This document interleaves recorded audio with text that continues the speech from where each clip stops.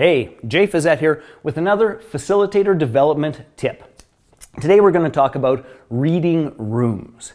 Now, I got to tell you, time and again, I've been in classrooms where I've been coaching a facilitator or I've been leading a program and somebody says like, how did you know that? And it's like, because I paid attention in the room.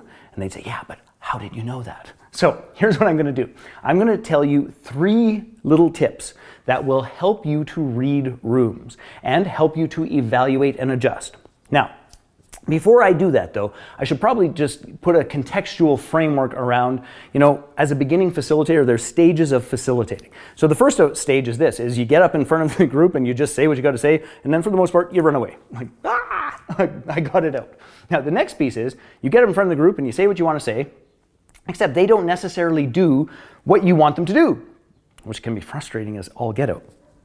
But at that stage of the game, you're not quite sure what to do to get them back on track. And then the third stage of facilitating is, you're there, you're delivering content, you can see if things are going awry and you know what to do to bring it back on track. That's where you're getting to be a reasonably skilled facilitator. So what I'm about to share with you is aimed at the reasonably skilled facilitator. So first and foremost is this. Your room and what happens in the room is all about you. I'm going to say that again. It's not that they're not listening. It's not that they aren't the sharpest knives in the drawer. If they're not doing what you want them to do, it's because of you. So we're going to give you a framework to ask yourself some questions about what's going awry. So here's the thing. If ever you were in a classroom and you are asking the room to handle some mechanics or to do a particular behavior so that they can get set up for an exercise or an activity or a process, and they look at you with this look, which is the confused dog look. If that transpires, if they don't understand what's going on, here's what it means. Your grounding is off. For some reason, heart, mind, and soul, you are not perfectly clear about why you are doing what you are doing, why you are asking them to do what they're doing, and what the outcome of this is going to be. Your grounding is off. Confusion is always about you, not about them.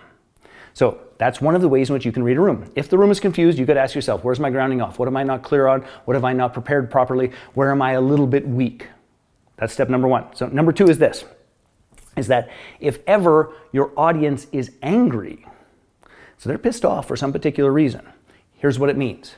It means that they perceive that you have, please hear this, real or imagined, they perceive that you have hidden agenda. You're trying to get them to be, or you're trying to get them to do, or you're trying to get them to believe something, and you haven't been forthright, clear, and honest and upfront about it. So if ever there's anger in the room, you've got to check out, is there any hidden agenda? Is there something that I should have expressed, or something that I should have claimed, or something that I should have stated ahead of time that would open this whole process up? So anytime there's anger, you've got to check out your whole piece about, is there anything unexpressed or hidden agenda in any way, shape, or form? That's a big monumental idea. And by the way, this is something that happens all the time at the beginning stages of facilitating, is that we think that they should get a particular message. We think that they should get a particular lesson.